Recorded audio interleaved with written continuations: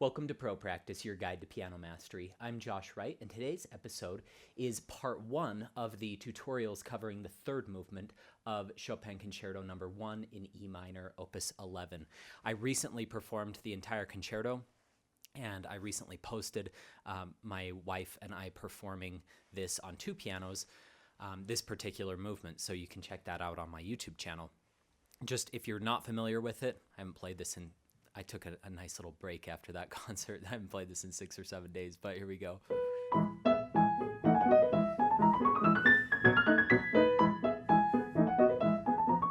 Okay, so I'm sure you've all heard that if you're watching this tutorial. There are so many wonderful recordings online. I particularly love Marta Argerich's recording.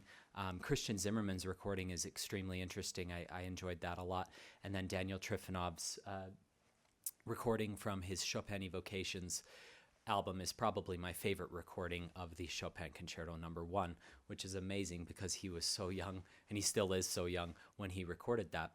I am going to do my very best to get through as much as possible in this tutorial. I won't be able to cover every fingering of the entire piece or every tiny detail, but I will do my best because we're undoubtedly not going to be able to get through this in 1 hour, so I'll do at least 2 parts to this. And we're going to go over as many concepts as we can to help you become as efficient as possible in your practice sessions. I will go over fingering on certain things just right on this first page even, because I find that that's really helpful to have a little bit of a guide there. We'll be going over interpretation, articulation, different types of touch, how to increase speed, how to get better balance. So let's get started. The first thing, this is a rondo, so we're going to see this theme come back many times throughout the piece. We even see it in E-flat major later on. So you can use those as markers for your memory. Each time say, okay, this is my main reprise, and then, okay, these are differing sections that do not fit this description. We can see that it's marked scherzando as well, and it's vivace and risoluto in the orchestra. And then,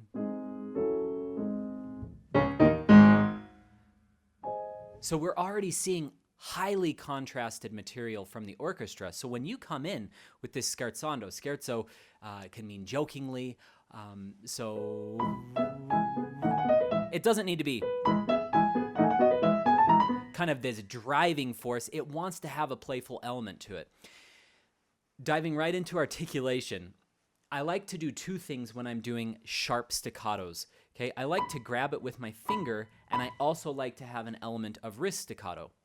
Okay, so there's basically, I like to tell my students there's 3 types of staccato. There's finger staccato, where you're just doing it in your finger. There's wrist staccato. You see that a lot with octaves. Okay, I don't have a whole lot of finger action going on. And then Sergei Babayan said there's a third, which is arm staccato for really, really fast octaves, like you can see in the Tchaikovsky, where you need ultimate power. You can start coming all the way from back here. Now, I think that you should mostly play the piano from, holistically. So always be thinking from your arm down. But in small, delicate little passages like this, I want you to think of grabbing the note and also bouncing with the wrist. It's kind of like an insurance policy. If one of them fails, the other one steps in. Because if you just do finger staccato, first of all, you're probably going to have a lot of tension. And you may not play it as short as you want. If you just do wrist staccato, if your wrist staccato gets lazy at all, it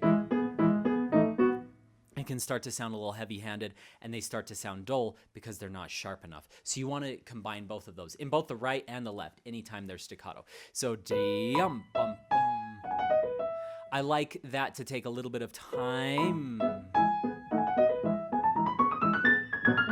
Okay, now you'll never meet someone who hates 3/4 trills more than I do. I really just have never felt comfortable with them. I can trill with pretty much anything except 3/4 and 3/5 and 4/5. And I would say that's probably pretty common for most pianists to not like 3/4, 4/5, or 3/5. A lot of pianists are really good at 3/5 trills. I've never really, like in La Campanella, It's okay. I actually switched to 2/5. My hands were big enough for that octave. 3/4 trills, I don't love them. But for a quick little impulse like this, it wasn't that scary. So I would highly recommend 3/4 right there. So 1, 5, 2, 4, 3, 4, 3, 2, 1. And then you can use whatever you want here. 2, I use 2 or 3, and then I pick up my hand. 2, 1, 2, 1, 2, 3, 1, 2, 4, 3. Now, if you can keep that same finger. If you can comfortably do this without tension, I do 3, 2, 1, 2, 3, 2, 5. And with grace notes going in this really fast tempo, you basically want to crush them, basically play them together. And once you get really good at that, so crush them, play them together, and let go of the previous note. Okay? And then once you get better at that, you can have the tiniest bit of separation. Already we're starting to kind of see this come together. Come down a little there, and then crescendo.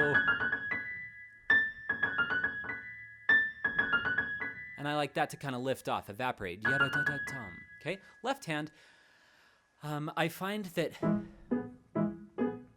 I want to have a really like electrocution type wrist, like I'm being shocked. That helps me keep staccatos really short. And it also keeps me a little more accurate, because what I'm actually doing is I'm releasing my tension between chords. I'm not trying to lock my hand in and say, okay, now I'm just going to shift my hand. That causes all sorts of tension. I just want to refer you to 2 videos because I don't want to take too much time in this tutorial going over them.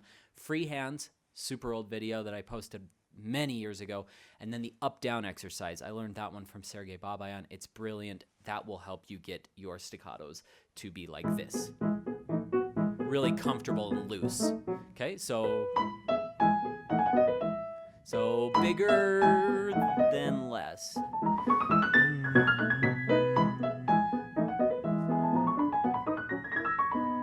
Okay, in this edition, it just has it straight. I've heard in some recordings, people doing the little turn, or the little trill there. Okay, a couple of really quick pieces of advice on those trills that I was talking about. 3, 4, 3. Here, 2, 3 or 2, 4, and then 1, 3, 1, 3, 2, 1, 2, 3, 5, and then here 2, 3, 2, 1, 3, 2. Anytime you have a trill that goes really fast and it's just a quick 3-note trill, and this is good even if they're a longer trill, even if it's a longer trill. Stay close to the keys. Combine finger action with bigger motion. I'm learning more and more in my piano studies the older I get, that the more I do things with bigger muscles, the better things go. The more I try to isolate fingers, the worse things go. So if you just try to do this all in your fingers, students generally tend to overplay. They play too loud, and then it gets sluggish. See that little, it's actually coming all through this whole mechanism. So, and same thing here. You could even come just slightly, I think I even sometimes come together, like a triplet almost. You should really probably come after it, to be honest. Like that. It's so slight, I don't even know if people would notice. And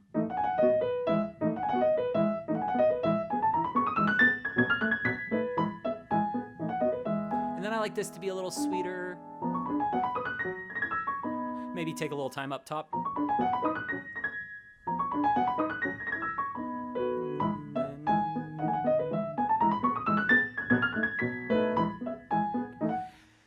One thing that I noticed is when I started putting this together with the orchestra part, my wife was playing the orchestra part on second piano, there was a tendency I had to like really rush and really pull back, and you do have to normalize that somewhat when you're playing with orchestra. You can't go crazy. Like for instance, I was sometimes going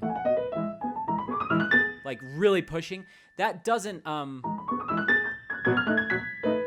That's really hard for an orchestra that's just going 1, 2. And my wife is really good at following me. You can see that in the performance that I recently posted. She's a brilliant accompanist. I know that I can push it a little further with my wife than I even could with an orchestra. And the orchestra part in here is extremely minimal, but still, you have to provide some semblance of consistency for your orchestra. So just be careful as you're working on this. That's just a little side note that I wanted to include. All right, continuing on, this is the end of the pickup into 25.